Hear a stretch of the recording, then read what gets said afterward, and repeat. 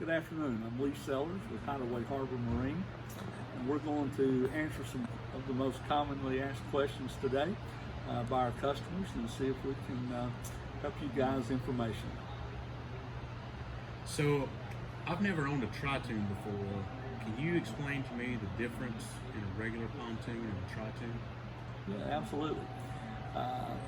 The first models of pontoon boats that came out were just dual tune pontoon boats, and they were just we use the example, they're just barges in the water. You're just pushing water.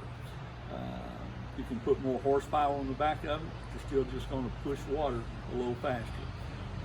Another downside of that is that if you put more people on the boat, now instead of pushing 10 inches of water, you're going to be pushing 12 inches of water. So it drastically influences the performance of the boat. Whereas a tri-tune has three 25-inch tunes, same length. It just is a regular boat on three pontoons. It'll come out of the hole with torque. It'll jump up on top of the water and plane. With a 150, it'll run about 36 to 38 miles an hour.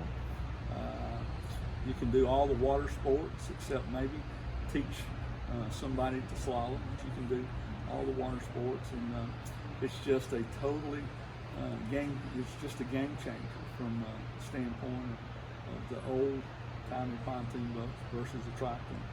Another good part about it is the tri-tune gives you much more stability in the water. It gives you a bigger footprint on the water.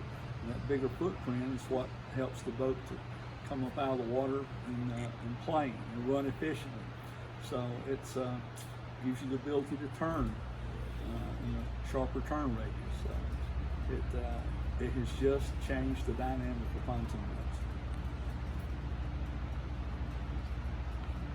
So you mentioned with a tri-tune that it increases horsepower options. Is there an advantage for me to go from, what if I'm a horsepower guy, so what am I gaining going from a 150 to a 200 on boat?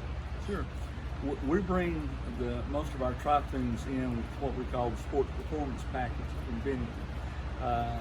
It allows us to put horsepower up to 200 horsepower on that configuration. So the difference between a 150 and the 200 is, we just talked about, a 150 will bring this boat, will help it plane, it will run about 36, 38 miles an hour. You can do the water sports. It does a great job. And up until about 2 years ago, 90% of what we did on a 22 and a 23 foot boat was a 150. But now, last year we started putting on more 200s, and this year we've got more 200s and 150s.